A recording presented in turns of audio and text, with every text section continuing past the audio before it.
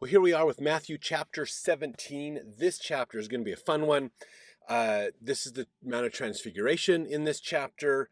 There's going to be some interesting discussions between Jesus and others as well we get in here as well. So let's jump in. Verse 1, and after 6 days, Jesus taketh Peter, James, and John his brother, and bringeth them up into an high mountain apart. So this is 6 days after Peter has testified of Christ. Okay, remember when they were at Caesarea Philippi in the last chapter. Now, one thing that's important about this verse here is due to the King James Version interpretation, many scholars think this is Mount Tabor at the top of the eastern part of the Jezreel Valley. The Greek text translate this more as an idiom to denote Peter, James, and John were being led separately than the others. Other options are Mount Hermon on the border of Israel and Lebanon for this mount, since it is close to Caesarea Philippi, where Peter was promised the priesthood keys. So realize when it says they bring them up into a high mountain apart, it could literally mean a mountain. Like they went up into the mountain. That wasn't uncommon for that to happen. And so it could be, some say Mount Tabor because it's up on that eastern side, but it could be Mount Hermon, which is closer to Caesarea Philippi where they were. But the Greek translation is showing that it's more about Christ took these three apostles separate from the rest of them to have an experience with just them. Now verse 2, it says, and was transfigured before them, and his face did shine as the sun, and his raiment was white as the light. So you think of how bright the sun is, that's what Christ was looking like, was that kind of intensity and that brightness. Now, the Guide to the Scriptures defines transfiguration as the condition of persons who are temporarily changed in appearance and nature, that is, lifted to a higher spiritual level so that they can endure the presence and the glory of heavenly beings. So that's a definition of what transfiguration means. Now, the Gospel of Philip, which is an apocryphal writing, says, you can see only what you are like. Therefore, on the mountain of transfiguration, the apostles had to be made great in order to see the greatness of Christ. So that's, Hugh Nibley was talking about the Gospel of Philip and some of the things that the Gospel of Philip talks about with this experience.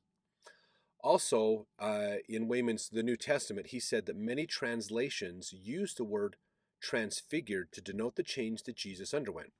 The Greek word is built from the same root which the English metamorphosis is derived, and it denotes a physical change to his body. One manuscript notes that Jesus' cloak was white as snow. So definitely, no matter which way you look at this, a definite change for Christ came, and probably for these three apostles, they had some change so they could perceive and understand the changes happening to Christ. Verse 3, and behold, there appeared unto them Moses and Elias talking with him. So there's more people than just the Jesus and these three apostles. Now the Greek, Elias is basically the Greek version of Elijah, which is the Hebrew version. So Elijah and Moses were here working with Christ. Now in Mark, there's actually a JST interpretation of this that says that it was John the Baptist and Moses, not Elias or Elijah himself. Since he would have only been in spirit form, it may mean that there were other things that happened here other than the transfer of keys. So there could be John the Baptist as well with them. There could be more than just this transfer of keys to Christ, who's then going to give them to his apostles and things. There could be more to it than just what we have, because we don't have much, just that Christ was transfigured, and it was an amazing experience. Verse 4, in fact, then answered Peter and said unto Jesus, Lord, it is good for us to be here. If thou wilt, let us make here 3 tabernacles, one for thee, one for Moses, and one for Elias. And while he yet spake, behold, a bright cloud overshadowed them, and behold, a voice out of the cloud which said, This is my beloved Son, in whom I am well pleased. Hear ye him. So this is God the Father speaking about his Son. Again, this is one of those scriptures where Trinitarians sometimes struggle with, just because it shows Christ is on the earth and a voice from heaven is testifying that he is his Son and he's happy with him. Verse 6, and when the disciples heard it, they fell on their face and were sore afraid. And Jesus came and touched them and said, arise and be not afraid. And when they had lifted up their eyes, they saw no man save Jesus only. Now you got to admit, this would be one heck of an experience to go through. Could you imagine what would that have been like if you witnessed this? In fact, if you want to put in the comments, what would you think if this happened, if you were there when this happened and got to witness this? Now verse 9, and as many as they came down from the mountain, Jesus charged them, saying, tell the vision to no man, until the Son of Man be risen again from the dead. So it also appears that it was while on the mount that they received the more sure word of prophecy, it then being revealed to them that they were sealed unto life eternal. So they're, in a way, their own, in LDS terms, their endowment, they're being promised a place in heaven, was possibly along with this. Verse 10, and his disciples asked him, saying, why then say the scribes that Elias must first come? And Jesus answered and said unto them, Elias truly shall first come and restore all things. But I say unto you that Elias is come already, and they knew him not, but have done unto him whatsoever they listed. Likewise shall also the Son of Man suffer of them. Now the Joseph Smith translation adds some into this as well, so I want to add this in as a commentary. And Jesus answered and said unto them, Elias truly shall first come and restore all things, as the prophets have written. And again I say unto you that Elias has come already, concerning whom it is written, behold, I will send my messenger, and he shall prepare the way before me. And they knew him not, and have done unto him whatsoever they listed. Likewise shall also the Son of Man suffer of them. But I say unto you, who is Elias? Behold, this is Elias, whom I send to prepare the way before me. Then the disciples understood that he spake unto them of John the Baptist, and also of another, who should come and restore all things, as it is written by the prophets. So remember, this concept of Elias is the messenger who comes before the Lord to prepare the people for the coming of the Lord. So John the Baptist was an Elias for Christ in his earthly ministry. Even into the spirit world, he preceded Christ there too. We could see some, for an LDS philosophy, they would say Joseph Smith was a type of an Elias to prepare the people for the beginning of the second coming and all that stuff. As well, we can see that this Elias is more a position, a calling, rather than necessarily a specific person. There was a specific person, Elias or Elijah, but this also kind of became a position, like a messenger type thing, a title. Let's see. Verse 14, and when they were come to the multitude, there came to him a certain man, kneeling down to him and saying, Lord, have mercy on my son, for he is a lunatic and sore vexed. For ofttimes he falleth into the fire, and oft into the water. And I brought him to thy disciples, and they could not cure him. Then Jesus answered and said, O faithless and perverse generation, how long shall I be with you? How long shall I suffer you? Bring him hither to me.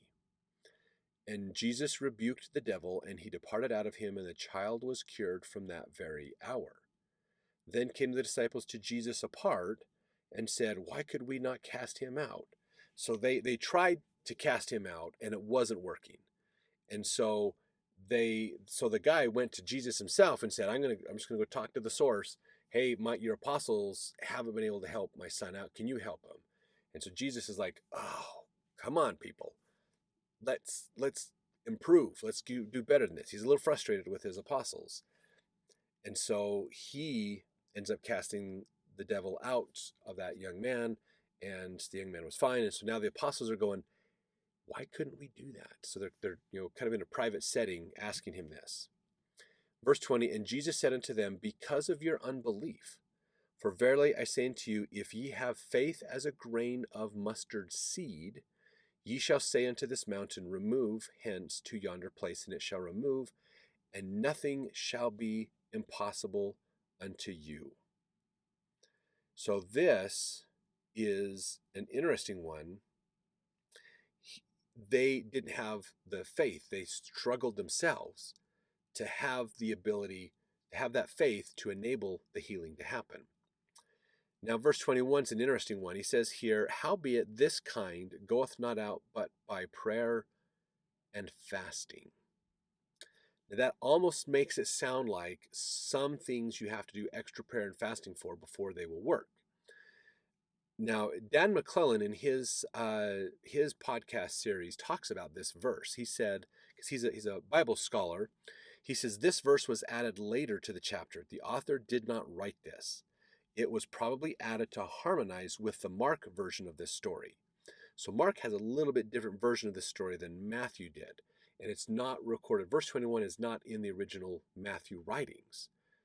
Okay, in Mark 9:29, that's where the verse is. We have enough ancient text to know that this was not part of the original writing of Matthew. There are actually a dozen places in the Bible that have a similar situation. So it was in Matthew. Now Mark mentions this, and so this could be, again, Mark was written first, so a later scribe went, well, Mark was first, we should harmonize Matthew and Mark by putting this in here. So it does mean that sometimes we have to work on building our faith in the temporary moment to be better prepared to use our faith in a better way when we are blessing other people or using the priesthood with other people. We can't just do our normal life and expect the priesthood to do the work for us. We have to do the work of preparing so that we are ready to do what we needed to do. The faith in us is an important factor in that. So, verse 22, and while they abode in Galilee, Jesus said unto them, the Son of Man shall be betrayed into the hands of men, and they shall kill him, and the third day he shall be raised again. And they were exceeding sorry. If you're hanging out with Jesus and you're like, this is awesome, Jesus got miracles, he's doing all these great things, this is so cool, but then to find out he's saying, yeah, I'm going to be dead soon. I'm going to be punished and suffering a lot and then dead, but I'll be resurrected. That would be sad.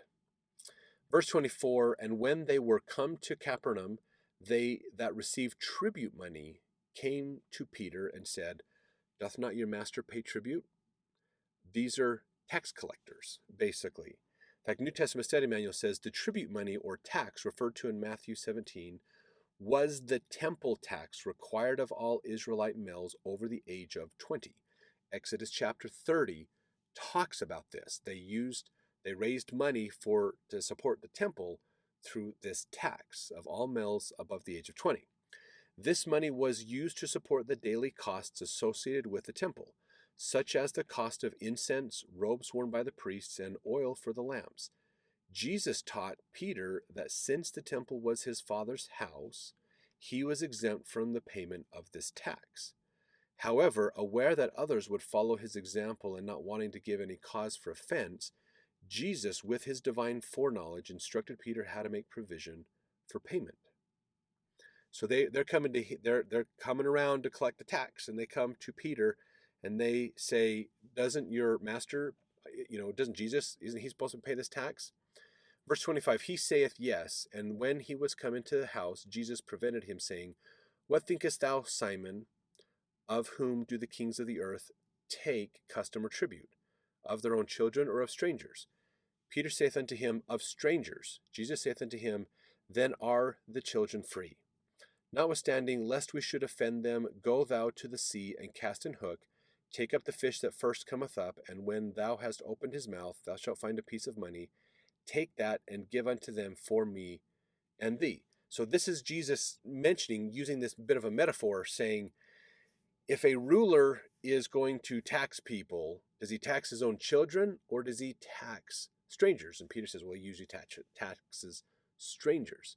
And he says, yes, because the temple tax is for the temple of God. Christ is the Son of God. The tax isn't for him. But because we do not want to offend other people, we want to have harmony with other people, he is going to say, go out, catch this fish, and pay the tax. Wouldn't that be nice to be able to pay your own taxes the same way? That would be something else. But that's how he got it taken care of. So another miracle, another opportunity to understand the wisdom of Jesus, realizing that following the law is important, but also harmony with people. Sometimes we have to modify what we're doing to make sure we have harmony with others. And that's important too.